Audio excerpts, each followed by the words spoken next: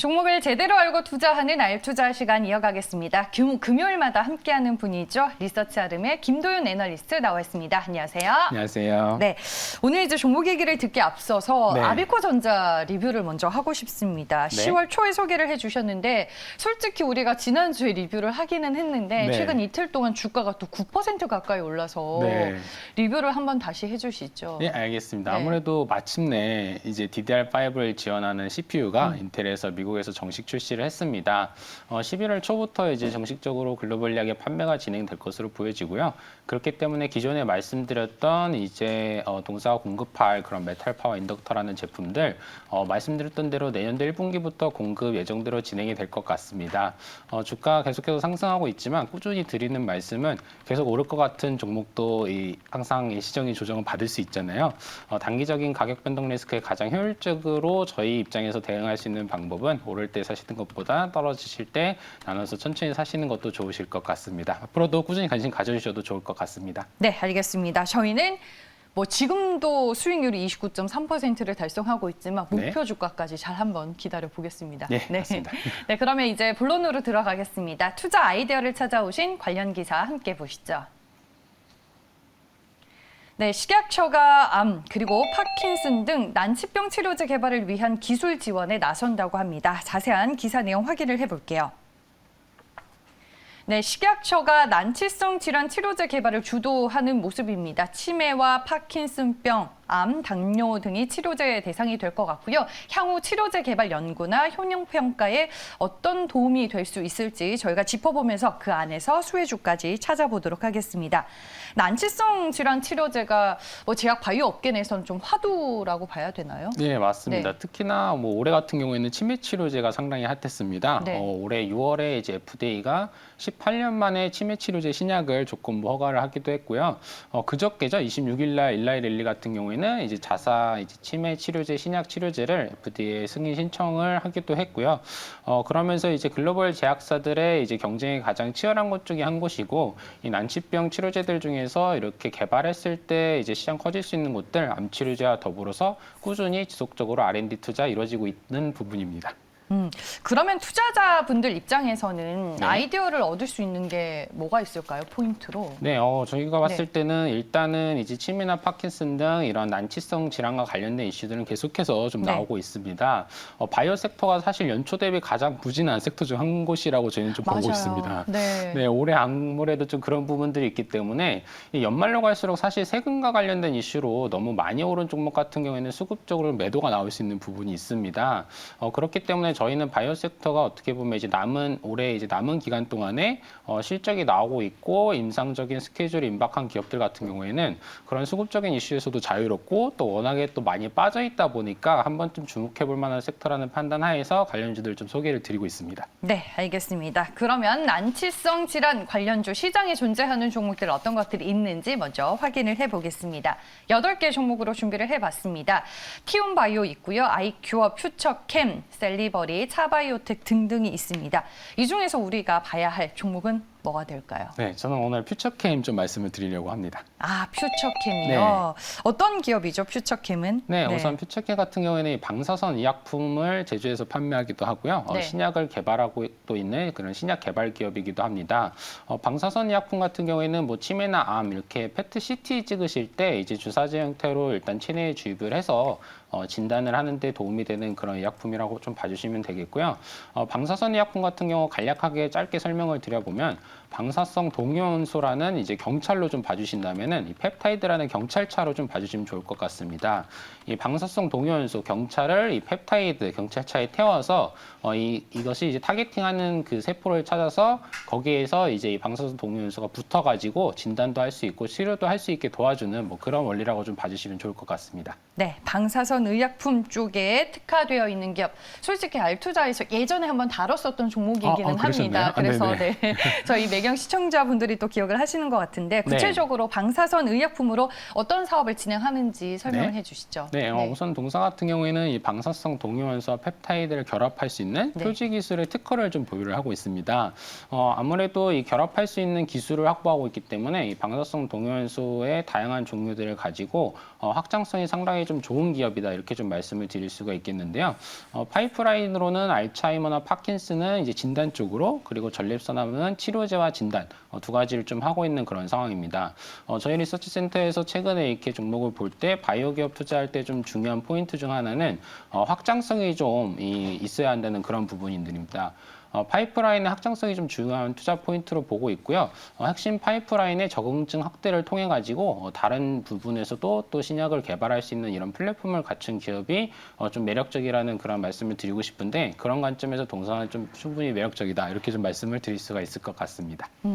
우리가 뭐 제약 바이오를 볼 때 실적에 대한 기대감을 그렇게 크게 가지지는 않는 몇몇 종목들도 맞습니다. 있잖아요. 네. 그렇다면 퓨처캠은 네. 매출이 발생하고 있는지 궁금하네요. 네, 아무래도 말씀해 주신 것처럼 그런 기업들 때문에 사실 올해 좀 수익률이 안 좋았던 것 같기도 합니다. 워낙에 기대감을 올랐다도 많이 또 빨리 떨어지다 보니까 그래서 저희는 좀 매출이 나오는 기업들 위주로 좀 말씀을 드리고 있는데요.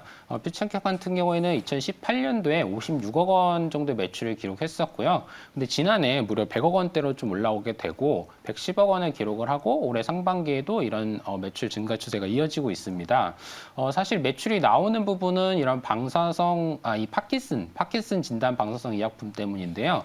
사실 이 피디뷰라는 제품인데 지난해 9월에 이 뇌 PT, PET-CT를 찍을 때 보험 적용이 확대가 되면서요. CT를 찍는 비용이 줄어들면서 수요가 증가를 했습니다. 그러면서 지난해에만 해도 전년 동기 대비 환자 수가 50% 이상 증가를 한 것으로 보고 있고 내년에는 40% 이상 추가적으로 증가할 수 있는 그런 상황입니다. 좀 주목할 만한 점은 동사가 피디뷰라는 제품을 출시하고 나서요. 기존의 GE 헬스케어사에서 요오드 123FP-CIT라는 제품이 시장에 좀 주도를 하고 있었는데요. 동사가 무려 전원 그 100% 대체하는 그런 성과를 이뤄낸 그런 상황입니다. 그러면 어떻게 그렇게 100% 대체할 수 있었던 거예요? 네, 일단 기존의 GS 케어사 제품 같은 경우에는 영상을 이제 뽑아내는데 200분의 시간이 걸리게 됩니다. 그러니까 CT를 찍고 기다리는 시간이 매우 길어지는 부분인데요. 동사 PD뷰 제품 같은 경우에는 90분 정도밖에 걸리지가 않고요. 시간이 단축이 됐군요. 네, 맞습니다. 그리고 이제 또 다른 부분은 이제 그 찍기 전날에 의약품을 좀 섭취를 했어야 됐습니다. GL 헬스케어사 제품 같은 경우에는. 근데 동사 제품 같은 경우에는 그런 과정도 필요가 없다 보니까 환자분들 입장에서는 사실 CT를 찍기 위해서 뭔가 체내에 액을 주입하고 어떤 약을 먹고 조금 부담스러우신 분들도 있으신데 동사의 제품 같은 경우에는 그런 과정도 없기 때문에 이런 두 가지 장점 때문에 100% 대체를 한 그런 상황입니다. 그러면 앞으로 미국 시장 진출 계획도 있는 거예요? 네, 아무래도 그 부분이 사실 되게 중요한 포인트가 될 것 같은데요. 국내에서 이미 시장 경쟁력은 충분히 입증을 했습니다. 미국에서도 마찬가지로 잠재 경쟁 제품이 GSK사의 해당 제품이기 때문에 진출만 이뤄진다면 국내에서 일어났던 이런 시장을 대체하는 그런 과정들 충분히 반복될 수 있다는 것이 저희 판단이고요. 미국 시장은 이제 1,200억 원 정도로 국내 시장의 최소 10배 규모입니다. 미국 FDA 패스트 트랙 제도를 통해서 현재 품목 허가를 받기 위한 준비를 진행을 하고 있고요. 이미 신청도 했고 뭐 결과서까지는 받고 그러나 이제 추가적으로 서류들이 오고 가고 있는 그런 상황으로 저희는 좀 파악을 하고 있고 본격적인 모멘텀은 내년도에 좀 발생하기를 저희가 좀 기대를 하고 있습니다. 주목할 만한 부분은 매출이 국내에서 나오고 있고 국내에서 대체한 그 제품이 미국 시장에 가서도 잠재적인 경쟁사고 그렇기 때문에 들어갔을 때는 미국 시장은 10배 규모이기 때문에 동사 실적적인 측면에서 바로 좀 좋은 효과가 나올 수 있기를 바랄 수 있을 것 같습니다. 네.